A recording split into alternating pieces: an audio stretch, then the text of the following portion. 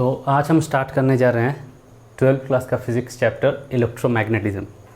ये 12th class का CBSE book का एनसीईआरटी बुक आपका जो है फर्स्ट पार्ट कम्प्लीटली यही है, इलेक्ट्रोमैग्नेटिज्म। ठीक है, हम लोग बुक कौन सा फॉलो करेंगे? हम लोग का बुक होगा एच.सी. वर्मा साहब का बुक।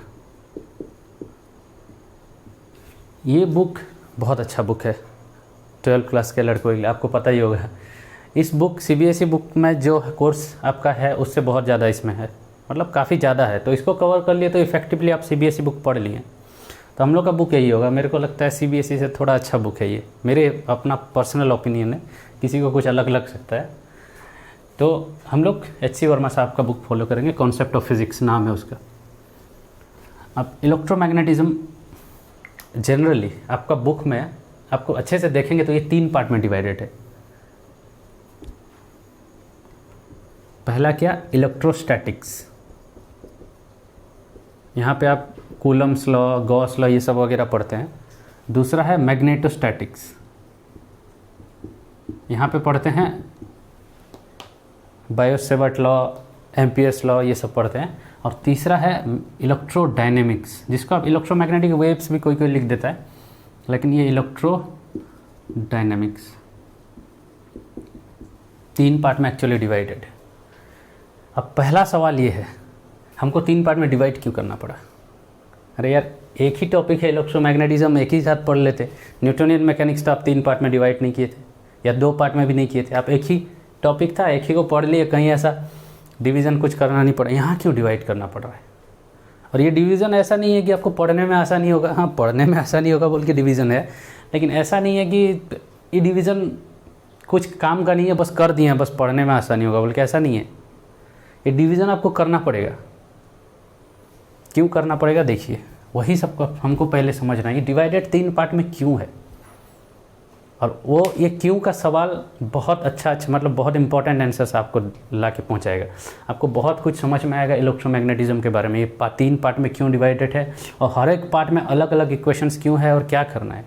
हाँ, और फाइनल हम लोग का क्या है? न्यूटन्स इक्वेशन वहाँ था क्लास 11th में आपका सबसे मेन इक्वेशन। और यहाँ आपका मेन इक्वेशन है मैक्सवेल इक्वेशंस। मैक्सवेल इक्वेशंस ये 4 है, ये 4 इक्वेशन है। हमारा एम इन्हीं को समझना है। अब ऐसा नहीं है कि न्यूटोनियन मैकेनिक्स जैसे पिछले 11th क्लास में आप पढ़े थे, वहाँ 4-5 क्लास ख़त्म हो गया, उसके बाद न्यूटन्स लॉ पे आप पहुँच जाएंगे, क्योंकि पहले थोड़ा यूनिट डायमेंशंस पढ़ लेते हैं, उसके बाद वो तो कोई काम का नहीं है। काम का है मतलब न्यूटोनियन मैकेनिक्स से रिलेटेड नहीं है उसको, वो तो इसके लिए भी चाहिए। तो मेन काइनेमेटिक्स पढ़ लेते हैं, मोशन इन 1 डायमेंशन ऐसे कुछ पढ़ लेते हैं, उसके बाद न्यूटोनियन मैकेनिक्स आ जाता है, F=ma आप आ जाता है। लेकिन यहाँ ऐसा नहीं होने वाला है। ये थ्योरी अपने आप में जितना सुंदर है उतना डिफ़िकल्ट भी है थोड़ा। तो यहाँ इसको समझने के लिए करीब 15-20 चारों मैक्सवेल इक्वेशन लिखने के लिए तो आपका पहला बुक का पार्ट ही ख़त्म हो जाता है। फाइनल में उसका 4 मैक्सवेल इक्वेशंस लिखा रहता है, एक बुक ख़त्म हो जाता है मैक्सवेल इक्वेशन समझने के लिए।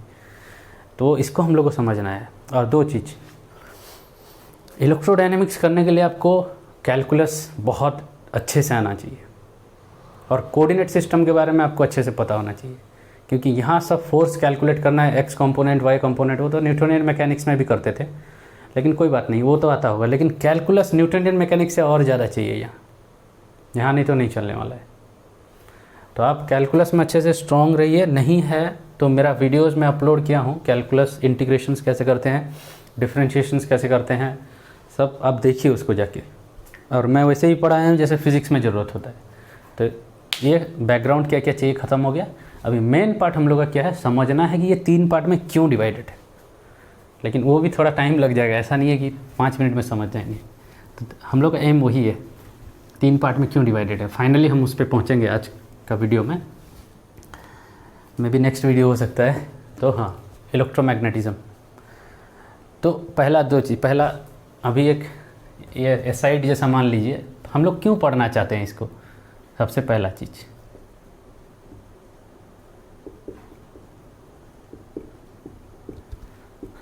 क्यों पढ़ना चाहते हैं। अब बहुत सारा रीज़न्स है। किसी को कोई बोलेगा कि चार्ज पार्टिकल का बिहेवियर मेरे को अच्छा लगता है, मेरे को जानना है ये चार्ज कैसे मूव कर रहा है, इससे पता चलता है। हम लोग इलेक्ट्रॉनिक्स इंडस्ट्री इसी से चलता है। हाँ ठीक है, लेकिन और क्या, मतलब आगे कोई फिजिक्स में रहना चाहता है तो क्यों पढ़े हो, क्योंकि क्वांटम फिजिक्स पढ़ लिए, क्वांटम इलेक्ट्रोडायनेमिक्स पढ़ लिए, तो इससे आप ज़्यादा एडवांस चीज़ पढ़ लिए हैं। तो डायरेक्ट हम लोग क्वांटम इलेक्ट्रोडायनेमिक्स क्यों नहीं पढ़ते हैं, एक इसको बोलते हैं क्लासिकल इलेक्ट्रोमैग्नेटिज्म, हम लोग क्यों पढ़ते हैं, मैक्सवेल्स इक्वेशंस ये सब वगैरह रहता है। तो बस ये बताना, जिसको चाहते हैं ये वीडियो स्किप कर, ये पार्ट थोड़ा स्किप कर सकते हैं, ये वीडियो नहीं है पार्ट, क्योंकि ये उतना इंपॉर्टेंट नहीं है, लेकिन मैं बस बताना चाह रहा था बोल के बता दिया। पहला इसलिए हम लोग स्टडी करना चाहते हैं क्योंकि it's the way we do physics today. आज का ज़माने में जो फिज़िक्स चल रहा है, quantum field theory, string theory, वो सब वो कैसे करते हैं हम लोग, मतलब उसका करने का वे कैसा है, इलेक्ट्रोमैग्नेटिज्म जैसा है, न्यूटोनियन मैकेनिक्स जैसा नहीं है। वो सब ये एक फील्ड थ्योरी है, इलेक्ट्रोमैग्नेटिज्म भी एक फील्ड थ्योरी है एक्चुअली में। और आज का जो नाम पर सुन रहे हैं क्वांटम फील्ड थ्योरी, आज का थ्योरी सब फील्ड है, ठीक है। तो आज का थ्योरी सब जो है रिसेंट फिजिक्स सब फील्ड थ्योरीज है, जो नेचर को हम लोग समझते हैं। तो आप पहला इनकाउंटर कर रहे हैं फील्ड थ्योरी का, इसके लिए आप एक्साइटेड होना चाहिए, क्योंकि ऐसा फिजिक्स बाद में आपको देखने मिलेगा। न्यूटोनियन मैकेनिक्स एक फील्ड थ्योरी नहीं है। और दूसरा ये है, ये आपको इंट्रोड्यूस करता है to special theory of relativity. ये आइंस्टाइन ने निकाला था अराउंड 1905-6 में। पहली बार वो इलेक्ट्रोमैग्नेटिज्म से ही स्पेशल थ्योरी ऑफ रिलेटिविटी सीखा था। इनफैक्ट आपका H.C. वर्मा साहब का chapter 47, last chapter, last one शायद 47 है, ये electrodynamics and special theory of relativity chapter का नाम है। तो इलेक्ट्रोडायनेमिक्स, पहले हम लोग इलेक्ट्रोस्टैटिक्स, मैग्नेटोस्टैटिक्स, इलेक्ट्रोडायनेमिक्स, उसके बाद हम लोग आते हैं स्पेशल थ्योरी ऑफ रिलेटिविटी समझने के लिए। तो इलेक्ट्रोमैग्नेटिज्म से स्पेशल थ्योरी ऑफ रिलेटिविटी निकला है। और इसका इंपॉर्टेंस जिसको पता नहीं है, आप बस इतना समझिए कि ये न्यूटोनियन मैकेनिक्स को रिप्लेस करता है जब स्पीड हाई होता है। जब हाई स्पीड पार्टिकल से मूव कर रहा होगा, न्यूटोनियन मैकेनिक्स वहाँ अप्लाइड नहीं हो पाता है, गलत आंसर देता है, तो वहाँ पे ये रिप्लेस करता है उसको। तो समझ सकते हैं न्यूटोनियन मैकेनिक्स को रिप्लेस करने वाला कितना इंपॉर्टेंट होगा। और नेचर का फिजिक्स ये है स्पेशल थ्योरी ऑफ रिलेटिविटी। तो इसी के लिए मेरे को लगता है ये दो बहुत एडवांस, जो जिसको मतलब जानना है क्यों इलेक्ट्रोमैग्नेटिज्म पढ़े, आगे क्या आगे काम आएगा रिसर्च में, तो यही दोनों आएगा। ये एक फील्ड थ्योरी है, दूसरा ये है स्पेशल थ्योरी ऑफ रिलेटिविटी। हाँ, और चैप्टर 47 मैं अगर टाइम हुआ तो मैं ये थोड़ा कवर करूँगा, जिसको मतलब इंटरेस्टेड है कम से कम वो लोग देख सकें। ये आपका कोर्स में नहीं है, लेकिन special theory of relativity course में नहीं है, क्योंकि ये एडवांस टॉपिक है, लेकिन कंप्लीटनेस के लिए मैं थोड़ा कवर करूँगा। और क्या बाद में मतलब जब ख़त्म होगा सब। तो अब इम्पॉर्टेंट क्वेश्चन हम लोग का क्या था, क्यों डिवाइड हुआ ये, तो उसको समझने का कोशिश करते हैं। अभी भूल जाइए, आप चले जाइए 17th सेंचुरी में अराउंड, जब पहली बार लोगों को चार्ज पार्टिकल के बारे में पता चला था। हाँ, और एक चीज़, बहुत चीज़ बताया जाता है, मतलब और बहुत कुछ है बुक में स्टार्टिंग में, कि आप इलेक्ट्रॉन, सबसे छोटा चार्ज आप जो पाते हैं वो इलेक्ट्रॉनिक चार्ज होता है, और हर एक चार्ज इसका इंटीजर मल्टीपल में होता है, n/e। और जैसे आप पढ़ते हैं कि इलेक्ट्रोमैग्नेटिक इंडक्शन ये पढ़ते हैं, ये सब इजी टॉपिक है, इसमें कुछ मैथमेटिक्स नहीं है, ठीक है। मैं ये नहीं बोल रहा हूँ कि इम्पोर्टेंट नहीं है, लेकिन ये काफ़ी इजी है, आप बुक से पढ़ सकते हैं। हम लोग मेन फोकस करेंगे कि इलेक्ट्रोडायनेमिक्स जो फॉर्मुलेट हुआ, इलेक्ट्रोमैग्नेटिज्म जो फॉर्मुलेट हुआ है, जैसे कूलम्स लॉ, गॉस लॉ, ये सब आया कहाँ से, क्यों है, ऐसे क्यों है, जिस मैथमेटिकल वे में इलेक्ट्रोडायनेमिक्स को लिखा, इलेक्ट्रोमैग्नेटिज्म को लिखा गया है, वो किस लिए वैसे लिखा गया, हम लोग का मेन एम वही है, और वही मेन फोकस्ड है, और 12th क्लास में भी। तो ये आप पढ़ लीजिएगा, ये छोटा टॉपिक है। तो मेन हम लोग का एम वही है, समझना कि मैथमेटिकल फॉर्मुलेशन क्या है इलेक्ट्रोमैग्नेटिज्म का, ठीक है। तो अभी स्टार्ट करते हैं। हम लोग आंसर देना चाहते हैं कि why it is divided in 3 parts, ये हम लोग का क्वेश्चन है। और ये अभी आपको लग रहा होगा कि इम्पोर्टेंट नहीं है, लेकिन ये क्वेश्चन आपको बहुत कुछ सिखा देगा। तो हम लोग इंटरेस्टेड क्या हैं, चलिए आप 16th सेंचुरी में अभी चले जाइए, आप कुछ पता नहीं है आपको, आपके पास चार्ज पार्टिकल, आप न्यूटोनियन मैकेनिक्स पढ़ चुके हैं, न्यूटोनियन मैकेनिक्स 1700 में इलेक्ट्रोमैग्नेटिज्म स्टार्ट हुआ था। न्यूटनियन मैकेनिक्स 1640 अराउंड आया था, 1640 1670 के बीच में न्यूटन पब्लिश किए थे अपना बुक प्रिंसिपिया ऑफ मैथमेटिका, जिसमें न्यूटनियन मैकेनिक्स आ चुका था। तो न्यूटनियन मैकेनिक्स ऑलरेडी एस्टेब्लिश्ड था वेल। और वहाँ पे हम लोग जनरली क्या कैलकुलेट करते हैं न्यूटनियन मैकेनिक्स में, फोर्स पे इंपॉर्टेंट रहता है हम लोग का। फोर्स हम लोग को वंस पता चल गया, एफ का फॉर्मूला क्या है पता चल गया, तो हम लोग क्या करेंगे, F is equal to M A use कर लेंगे। एम ए मतलब क्या, मास इंटू एक्सेलरेशन। अब इसको इधर लिखूंगा तो एम ए को हम लोग लिख सकते हैं D square x by D T square. ये कैलकुलस ये जिसको पता होगा पता है। अब फोर्स का एक्सप्रेशन मेरे को पता नहीं है, अगर फोर्स का एक्सप्रेशन आपको पता चल गया तो यहाँ पे आप पुट कर लेंगे फोर्स का एक्सप्रेशन, और ये इक्वेशन को सॉल्व कर दीजिए, डिफरेंशियल इक्वेशन आपको मिल जाएगा X as a function of time. मतलब क्या, पार्टिकल कैसे मूव कर रहा है टाइम के साथ, और वही सबसे इंपॉर्टेंट क्वेश्चन है, वही जानना है हमको।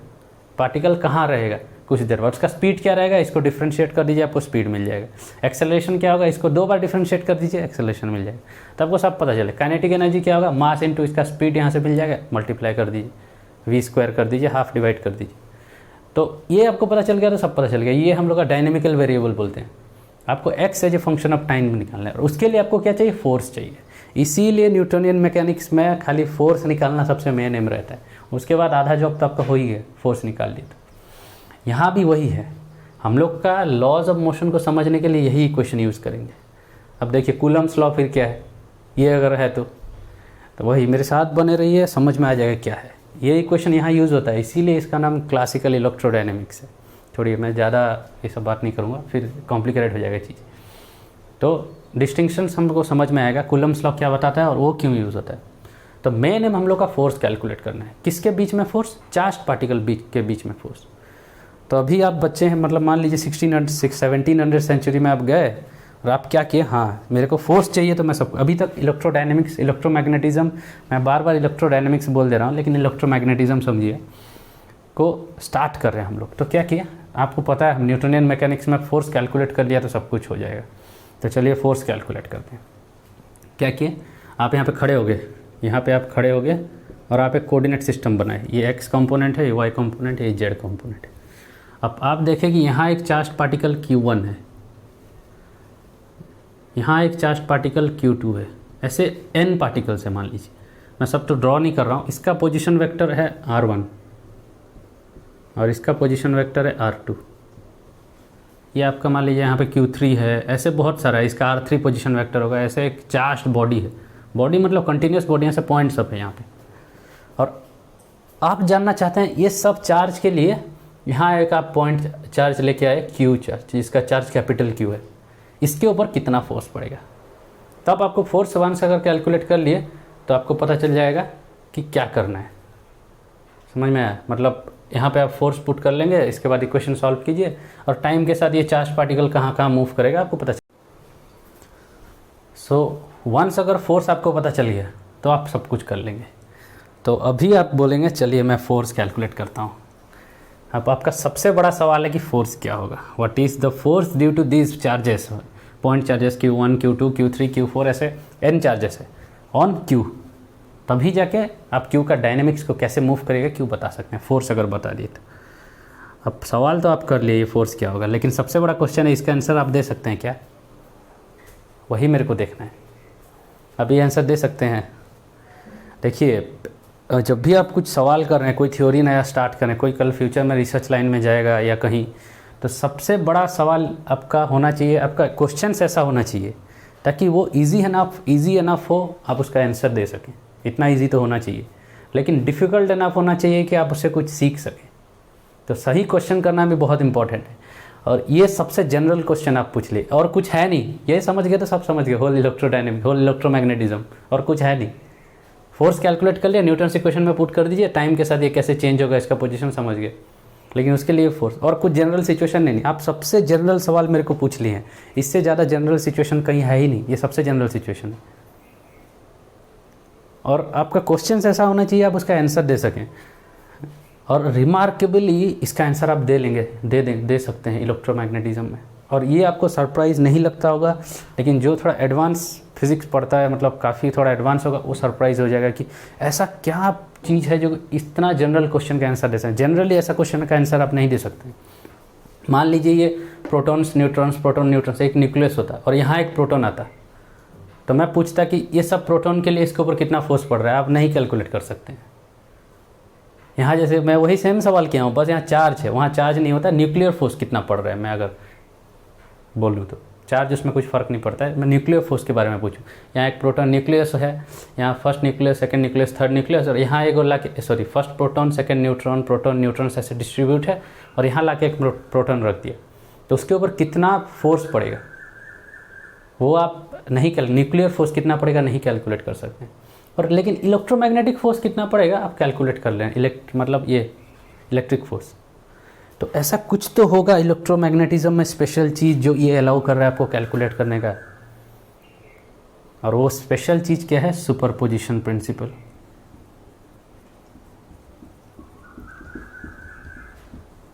ये एक एक्सपेरिमेंटल फैक्ट है, ये इतना मतलब डिटेल में बोला नहीं जाता इसका मतलब पावर क्या है, लेकिन मैं बस इतना बोलूँगा, न्यूक्लियर फिज़िक्स आप पढ़ते हैं जाके मास्टर्स डिग्री जब करेंगे, न्यूक्लियर फिज़िक्स जहाँ पे न्यूक्लियर इंटरेक्शन, न्यूक्लियर फोर्सेस कैसे बिहेव करते हैं, और इलेक्ट्रोडायनेमिक्स आप पढ़ रहे हैं 12th क्लास में, और उसका रीज़न क्या है पता है, यही है, यहाँ पे सुपरपोजिशन प्रिंसिपल होल्ड करता है ताकि आप ऐसा जनरल सिचुएशंस का आंसर दे सकते हैं, ये इसी के लिए बस।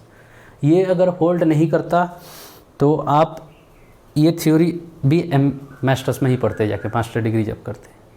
मतलब सोचिए इतना इजी हो जाता है ये थ्योरी, मतलब आपको भले डिफ़िकल्ट लगता होगा, लेकिन कभी न्यूक्लियर फिज़िक्स पढ़ के देखिए, उसके बाद ये कितना ईजी लगेगा पता चलेगा। ये एक ही चीज़ है सुपरपोजिशन प्रिंसिपल। ये है क्या सुपरपोजिशन प्रिंसिपल? यही प्रिंसिपल है जिसके लिए आपका होल इलेक्ट्रॉनिक्स इंडस्ट्री काम करता है, होल फोटोनिक्स इंडस्ट्री काम करता है। जब भी आप एक केबल लेते हैं, मतलब कहाँ सोच लिए इंटरनेट केबल सब ऐसे गया हुआ है समुंदर के नीचे से, यहाँ से एक आपका इन्फॉर्मेशन जा रहा है, एक internet cables millions of information लेके जा सकता है, कोई किसी के साथ इंटरफेयर होकर डिस्टर्ब नहीं करता है, बस इसी के लिए बस। यही एक सुपरपोजिशन प्रिंसिपल, इसी के लिए होल इलेक्ट्रॉनिक्स इंडस्ट्री काम करता है। एक ही वायर में आप 1000 to 1000 इन्फॉर्मेशन ट्रैवल कर सकते हैं, सिग्नल भेज सकते हैं, कोई किसी को डिस्टर्ब नहीं करता है। आपका एक इंटरनेट केबल में कितना, आप ऑप्टिकल फाइबर केबल देखते हैं, वहाँ 1000 इन्फॉर्मेशन ऐसे सिग्नल्स पर सेकंड जाता है, कोई किसी के साथ कुछ नहीं करता, एक ही तो वायर है, इसको वो डिस्टर्ब नहीं करता, उसको ये डिस्टर्ब नहीं करता है। आपका रूम में रेडियो वेव्स भी एग्जिस्ट करता है, जब FM ऑन करते हैं FM चलता है, जब आप फ़ोन में बात करते हैं वो भी अलग फ्रिक्वेंसी का वेव होता है, कोई किसी के साथ डिस्टर्ब नहीं करता, वहाँ रेडियो भी चलता है, फ़ोन में भी आप बात कर सकते हैं, वो सब इसी के लिए होता है। तो इसका इम्पोर्टेंस को आप समझिए, मैं इसी के लिए बोल रहा हूँ। ये अगर थ्योरी में नहीं होता तो इलेक्ट्रोमैग्नेटिज्म आज 12th क्लास में आप नहीं पढ़ रहे होते, ठीक है। और इतना इम्पॉर्टेंट सवाल जो सबसे जनरल सिचुएशन है उसका आंसर देने के लिए आपको यही हेल्प करता है। तो सुपरपोजिशन प्रिंसिपल है क्या? ये प्रिंसिपल है, मैं इसको नहीं मिटा रहा हूँ, ये प्रिंसिपल है अगर आपको फोर्स Q के ऊपर कैलकुलेट करना है, due to Q1 Q2 Q3 Q4 ऐसा कुछ है, आप भूल जाइए कि Q2 Q3 Q4 है। पहले Q1 के लिए कितना फोर्स होगा, मान लीजिए F1 होगा, Q1 फोर्स के लिए force due to Q1 F1 है, फोर्स ड्यू टू Q3 अलग से कैलकुलेट किया F2 है, force due to Q2 F2 है, Q3 F3 होगा। अगर आपको नेट फोर्स चाहिए इनके लिए, इसके लिए, इसके लिए, सबके लिए, तो नेट फोर्स क्या होगा, इस सबको ऐड कर दीजिए, बस वेक्टर ऐड करना है, ठीक है, जैसे वेक्टोरिकली ऐड होगा। तो n चार्ज आपके पास है तो क्या कीजिए, कोई काम नहीं है, n चार्ज आपके पास है तो force is equal to sum over I is equal to 1 to n F I, ये सब वेक्टर एडिशन है, ठीक है। तो कंपोनेंट्स को भी आपको ध्यान रखना है, नंबर जैसा ऐड नहीं होता है। और अभी लग रहा होगा अरे यार ये तो हर जगह होता है, ऐसा कहाँ देखें, एक फोर्स का एक पार्टिकल के लिए कितना फोर्स निकाल देते हैं और फिर दूसरा के लिए निकाल देते हैं, दोनों के लिए कितना होगा, दोनों का सम कर दो। ऐसा नहीं होता है हर जगह, ठीक है।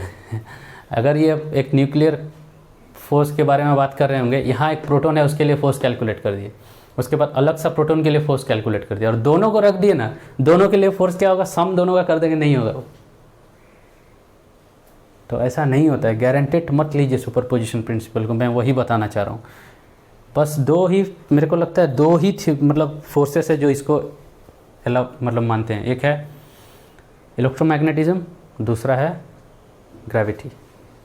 लेकिन ग्रेविटी में बहुत सटलिटीज़ है, बहुत डिफ़िकल्ट है, उसमें general theory of relativity actual theory है, ना कि न्यूटोनियन ग्रेविटी। तो एक्चुअल थ्योरी एक है जो इसको अच्छे से ओबे करता है, सुपरपोजिशन प्रिंसिपल, वो है इलेक्ट्रोमैग्नेटिज्म। और इसी के लिए ये इतना इजी है, इसी के लिए इतना एडवांस है, इसी के लिए इसका इतना यूज़ है ज़्यादा। ये मतलब समझ सकते हैं ये क्या चीज़ है। तो इसका अप्रिशिएट कीजिए आप कि ये है यहाँ पे।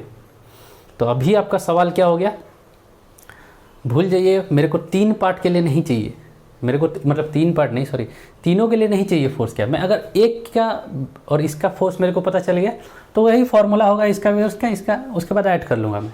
तो अभी आपका होल प्रॉब्लम रिड्यूस हो गया, force due to 2 point charge particles.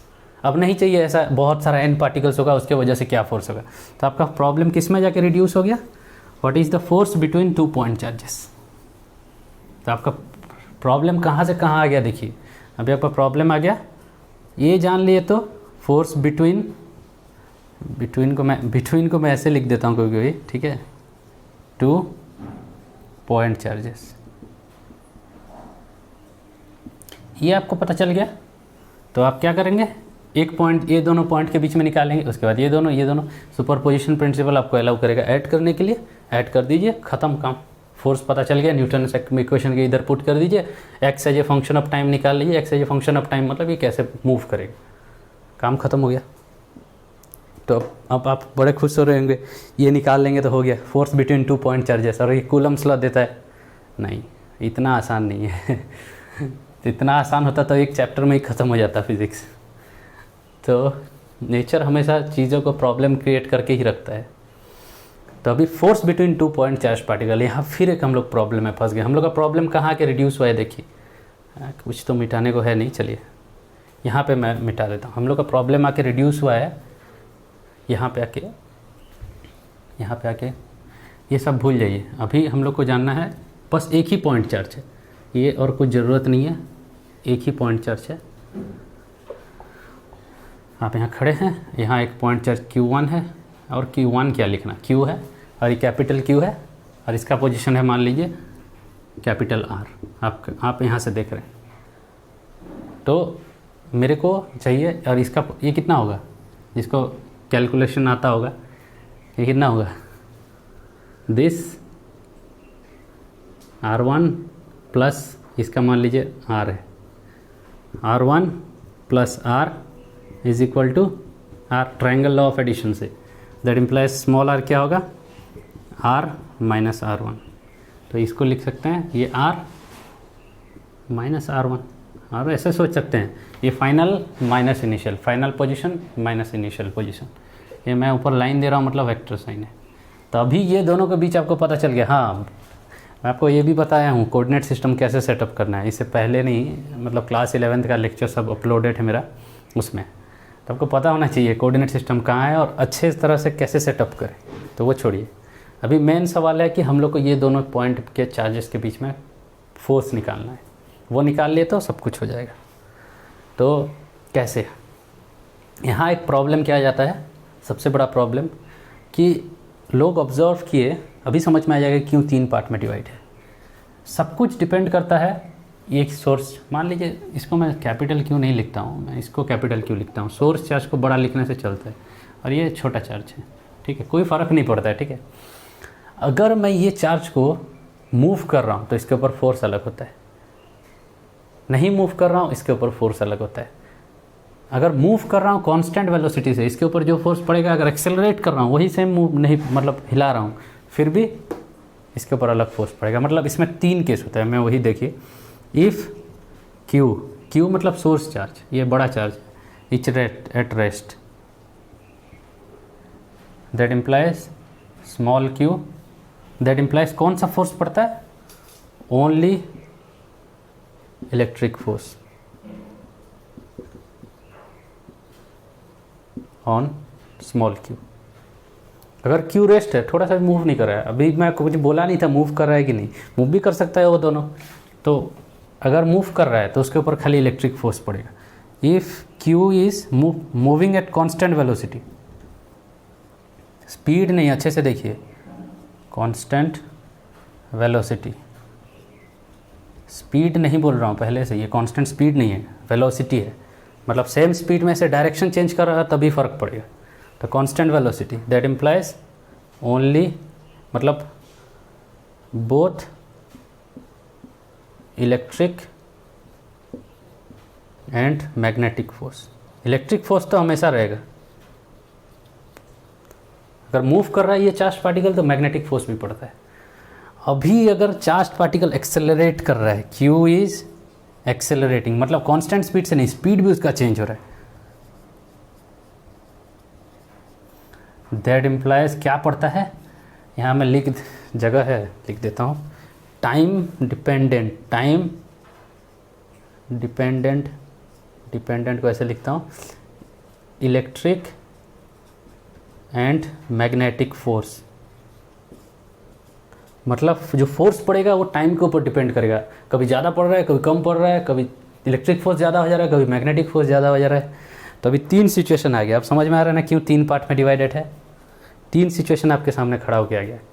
पहला, क्यू रेस्ट में होगा तो क्या होगा, क्यू एक कांस्टेंट वेलोसिटी में जा रहा होगा तो क्या होगा। तीसरा क्या है, क्यू एक्सेलरेट कर रहा होगा तो क्या होगा। ठीक है, सोर्स चार्ज जिसको बोल रहे हैं, ये चार्ज मेन चार्ज आपका जो है बड़ा चार्ज, ये आपको देता है क्यू जब कांस्टेंट रेस्ट में होगा। इसका मोशन कुछ फ़र्क नहीं पड़ता, ये इतना छोटा है कि इसका फोर्स उस पर कुछ फ़र्क नहीं पड़ता, ये मूव कर सकता है, सब कुछ कर सकता है। ठीक है, तो क्यू अगर सोर्स चार्ज अगर रेस्ट में है तो आपको मिलता है इलेक्ट्रोस्टैटिक्स। देखिए इलेक्ट्रोस्टैटिक, स्टैटिक क्यों बोलते हैं, स्टैटिक मतलब सोर्स चार्ज रेस्ट पे है। ठीक है, फील्ड्स जब कॉन्सेप्ट समझाऊंगा तो फील्ड्स चेंज नहीं हो रहा है धीरे धीरे, बाद में बताऊंगा। अगर ये कांस्टेंट वेलोसिटी से क्यूब मूव कर रहा है, आप यहाँ पे आपको कांस्टेंट वेलोसिटी से मूव कर रहा है तो इलेक्ट्रिक फील्ड पे कुछ फ़र्क नहीं पड़ने वाला। तो इलेक्ट्रोस्टैटिक्स बता देगा कि इलेक्ट्रिक पार्ट को कैसे डील करना है। अब बचा क्या, मैग्नेटिक फोर्स। तो यहाँ पे आप कैलकुलेट करेंगे, यहाँ पे मिलेगा मैग्नेटोस्टैटिक्स। अब बोलेंगे कि अरे यार सोर्स चार्ज तो मूव कर रहा है, फिर स्टैटिक क्यों। स्टैटिक इसलिए कि मैग्नेटिक फील्ड चेंज नहीं होता है, भले ही सोर्स चार्ज मूव कर रहा है लेकिन मैग्नेटिक फील्ड टाइम के साथ चेंज नहीं होता है। ठीक है, इसीलिए मैग्नेटोस्टैटिक्स। एक्चुअली हम लोग ये सब फील्ड लैंग्वेज में पढ़ेंगे, ये चार्ज फार्ज, ये फोर्स, ये लैंग्वेज सही नहीं है। मैं बोला ना, ये एक फील्ड थ्योरी है। यहाँ सवाल आपका मेन डायनेमिकल वेरिएबल्स जो कैलकुलेट करेंगे, एक क्वेश्चन में आपको फील्ड्स चाहिए। अब फील्ड्स कैलकुलेट कर लिए तो सब कुछ कर लिए, फील्ड्स कैलकुलेट कर दिए तो फोर्स कैलकुलेट कर लेंगे, फोर्स कैलकुलेट कर लिए तो यहाँ पुट कीजिए, सब कुछ काम हो जाएगा। तो मेन जॉब है आपका फील्ड कैलकुलेट करना। ठीक है, तो वो मैं बताऊंगा आगे का लेक्चर सब में धीरे धीरे, तो अभी नहीं समझ में आ रहा तो कोई बात नहीं। तो इलेक्ट्रोस्टैटिक्स, मैग्नेटोस्टैटिक्स। अब तीसरा, चार्ज जब एक्सेलरेट कर रहे हैं तो तब क्या होगा, यहाँ पे तब आता है ये आपका इलेक्ट्रोडायनेमिक्स। डायनेमिक्स मतलब क्या, चीज़ें मूव कर रहा है। यहाँ कौन मूव कर रहा है, यहाँ मेन चीज़ क्या है, फील्ड्स मूव नहीं कर रहे हैं, फील्ड चेंज हो रहे हैं टाइम के साथ। और ये थोड़ा कॉम्प्लिकेटेड चीज़ें हैं, ये ज़्यादा नहीं है, मेनली आपका ये है, ये थोड़ा है इंट्रोडक्शन टाइप का। तो समझ में आया क्यों 3 पार्ट में डिवाइड है। कोई ऑप्शन नहीं है आपके पास, करना पड़ेगा 3 पार्ट में डिवाइड, नहीं तो पढ़ नहीं सकते हैं। तो वही है। तो हम लोग, और हाँ अभी मेरे को सवाल कर सकते हैं ये कि सुपरपोजिशन प्रिंसिपल कहाँ कहाँ होल्ड करता है। ये सब जगह होल्ड करता है सुपरपोजिशन प्रिंसिपल। मैं बताया, ये डिवाइड करने से पहले मैं आपको बता चुका हूँ कि सुपरपोजिशन प्रिंसिपल होल्ड करता है। वो एक एक्सपेरिमेंटल फैक्ट है सुपरपोजिशन प्रिंसिपल, कहीं से आप उसको डिराइव नहीं कर सकते हैं। वो एक्सपेरिमेंटल फैक्ट है, वो इनपुट है थ्योरी के ऊपर। इलेक्ट्रोमैग्नेटिज्म के साथ सुपरपोजिशन प्रिंसिपल ऑलरेडी गिवन है। अभी आप क्या क्या कर सकते हैं वो देखिए। तो पहला हम लोग का जॉब क्या है, इलेक्ट्रोस्टैटिक्स को समझना। ठीक है, सबसे पहला जॉब हम लोग का होगा इलेक्ट्रोस्टैटिक्स को समझना। देखिए अभी 3 पार्ट में क्यों डिवाइड हो गया पता चल गया। तो नेक्स्ट में हम लोग पहले समझेंगे इलेक्ट्रोस्टैटिक्स क्या है। और यहाँ मेन इक्वेशन क्या है, कूलम्स लॉ। क्योंकि हर जगह हम लोग को ये फोर्स चाहिए, ये दोनों के बीच फोर्स क्या होगा। तो यहाँ फोर्स कौन देता है, कूलम्स लॉ देता है। और यहाँ फोर्स कौन देता है, बायो-सेवर्ट या एम्पियर्स लॉ, यहाँ पे बायो-सेवर्ट लॉ देता है। और यहाँ पे कौन देता है, इलेक्ट्रोडायनेमिक्स में मैक्सवेल्स इक्वेशन। यहाँ कोई ऑप्शन नहीं है आपके पास, चारों मैक्सवेल इक्वेशंस का आपको ज़रूरत है। इतना आसान नहीं है फोर्स कैलकुलेट करना यहाँ पे, तो ये ज़्यादा नहीं है, ये दोनों आपका ज़्यादा है। तो नेक्स्ट क्लास हम लोग स्टार्ट करेंगे इलेक्ट्रोस्टैटिक। अभी समझ में आ गया क्यों 3 पार्ट में डिवाइडेड है। तो हम लोग फर्स्ट पार्ट पढ़ेंगे। और हमेशा याद रखिए इलेक्ट्रोस्टैटिक्स में सोर्स चार्ज मूव नहीं करना चाहिए। सोर्स चार्ज अगर मूव कर रहा है तो इलेक्ट्रोस्टैटिक्स नहीं हो जाएगा। अगर कांस्टेंट स्पीड में मूव कर रहा है तो मैग्नेटिक फील्ड भी प्रोड्यूस करेगा, मैग्नेटोस्टैटिक्स भी आपको लेना पड़ेगा साथ।